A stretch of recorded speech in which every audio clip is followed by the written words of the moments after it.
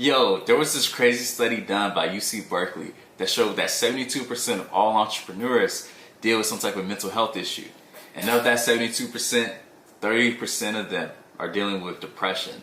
So today I want to talk about why entrepreneurs are so depressed, but then also what you can do about it. So check out this episode. I'm so glad that you're here, and let's get to it. So I want to start off by telling you guys a little bit of a story about how I grew up and how I hit my first wall in entrepreneurship. So growing up from Columbia, South Carolina, I had 4 other siblings, my mom and my dad. So in total, there were 7 of us. And growing up, things were kind of tough, man, to be honest. You know, sometimes we didn't always have the lights on, or we didn't always have the water on. And as a matter of fact, there was one time where we went a month straight without water. And because of that, we had to take bird baths, and we had to, go and buy water, or sometimes even like steal water from other places. And it was really tough, man. It was really hard. And because of those times, I grew up angry. I was always angry that we didn't have enough, or we couldn't get the fancy things, or angry because I was getting picked on because my shoes were busted. It was really tough growing up as a young kid back in the day. And what I later found out was that this anger that I showed, or that people would see on the outside, what it was really covering up was the sadness that I had inside.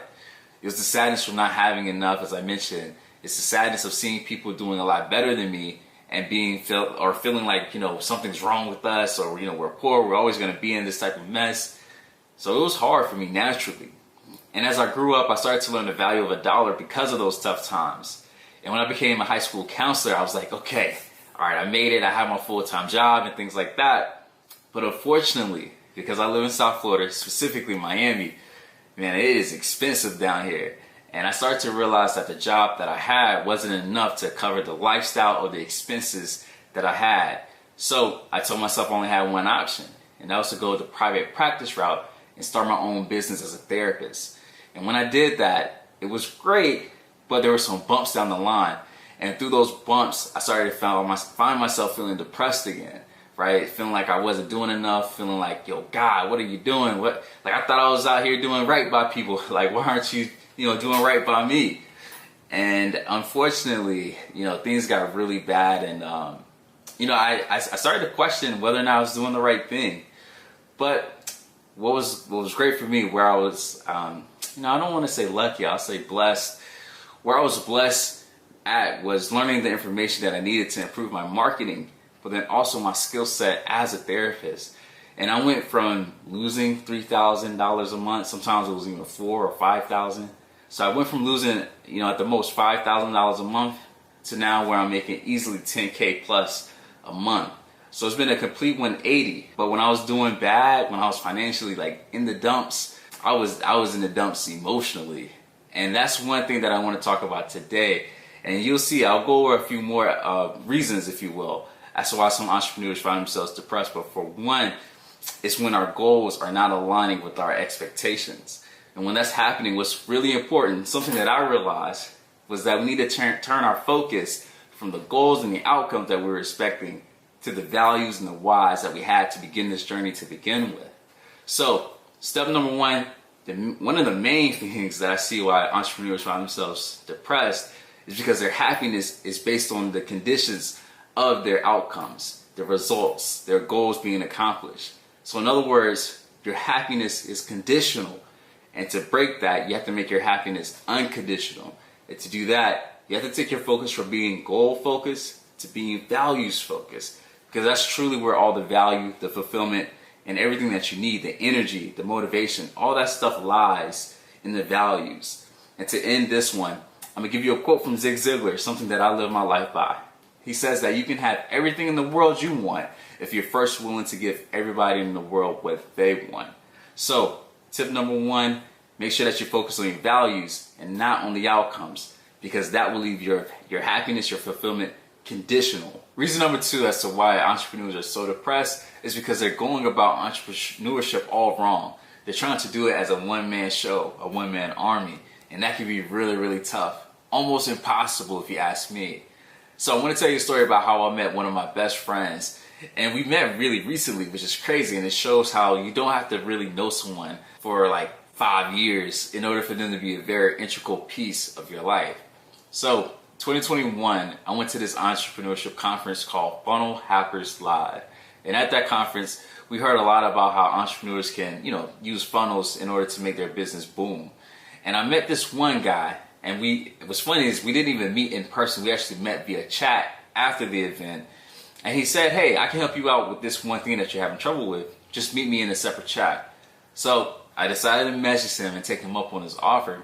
And as we started talking, I started to feel really close and connected to this guy based on his personality, his mindset, and all these other things. So we ended up meeting on a Zoom call, and he gave me a lot of value in our first meeting. And I said, you know what? Let's meet again. And we did. And we started to meet every Thursday from then up until now, honestly. And what's been really great is not just the things that he's able to do for me professionally, but also personally. And this is why it's so important for us to grab or create a community around us whenever we're going through entrepreneurship. Because there's a lot of highs and lows in this game. Things are constantly changing.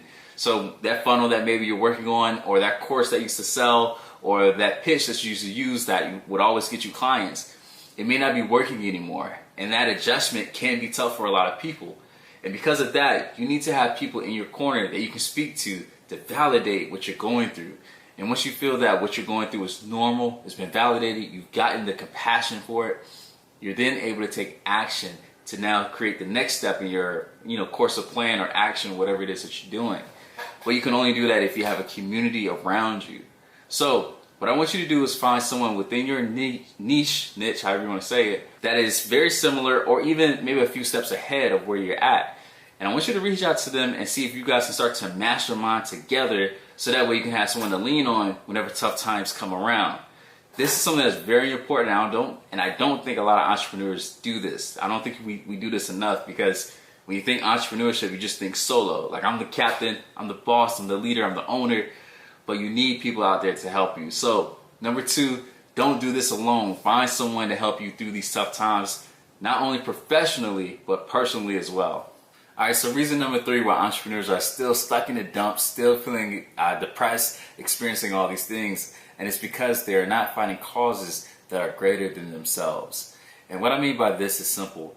When you find a cause that is bigger than you, you find a different type of motivation, energy, a different switch that you can flip when you find yourself going through tough times. Now, here's the thing. We all love to do things for personal gain, right? So the lifestyles that we want, the personal fulfillment, the successes, the awards, the accolades, those things are great, but they all have a shelf life. When you find yourself doing things that are bigger than you, like let's say like a Tony Robbins, who's known for feeding people, or even this image of Tom Brady, who we just found out who retired, but also it's been found out that he goes to animal shelters to help volunteer. Things like this really does make a difference, because you know that you're helping people directly. For me, how I do this is I give back to my church in offering, but also I donate proceeds to sexual abuse charities, because I feel that is one thing in terms of my business that is really, really tough. It's tough for me to see, and it's tough to see how my clients, they deal with these things. So what I want you to do is to research different causes that you find yourself personally tied to, and then once you start to give to those causes, you're going to get a sense of fulfillment from it. And there's this phrase that goes to this, it's called altruism, okay? Altruism. It's you doing things in a very, very selfless way to help others. So find your cause and start to donate a portion of your proceeds or even your time. And you'll find that some of that sadness and depression starts to dissipate, because you're doing things that are fulfilling for you and others. All right, number 4, and this goes against everything we know about hustle culture, and it's called sharpening your saw. So I'm going to start off by telling you a story, and side note, there's a great book called The 7 Habits of Highly Effective People, which is where this comes from. Oh, and also shout outs, this is a book that me and my book club is going to read, so you may want to check that out.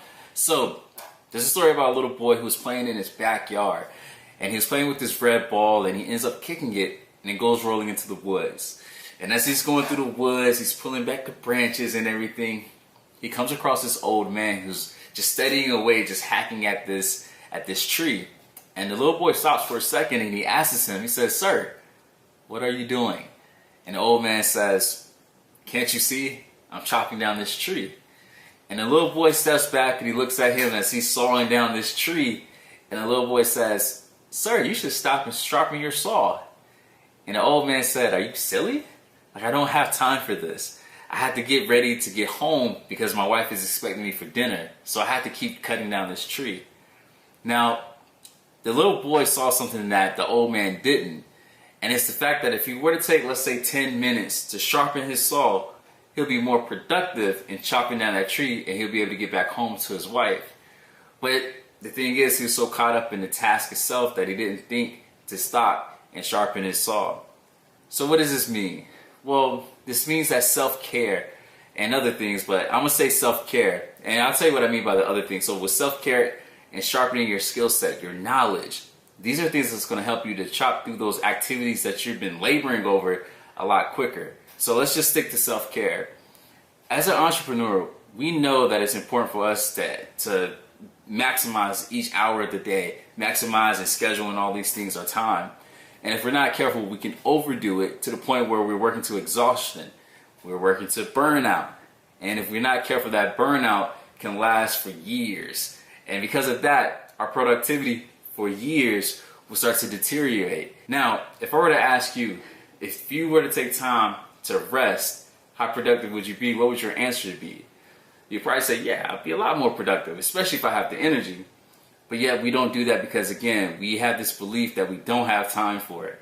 Hustle culture is something that is stopping us from taking time to recharge our batteries so that way we can be more productive and even serve our community at a higher level. So this task is called sharpening your saw. There are several ways you can do that. So for one, you can get on a phone call with friends and family. That's the easy one. Another one, you can go out for walks. As a matter of fact, I just came in from one because I had to take a break from recording. Another one that I love is just simply listening to music or uplifting motivational speeches. So I love T.D. Jakes. That's someone who I love to listen to. For you, it may be Tony Robbins or someone else. Whatever you do, make sure that you're taking time for yourself on an emotional level, physical level, spiritual level, right? Any level that you can think of. These are things that's going to help you for the long haul, okay? So you have to stop and sharpen your saw. We all know the saying about the tortoise and the hare, I think it was. Like the tortoise ends up winning the race because they were slow and steady, right? So this tip, sharpen your saw. Take time to practice self-care.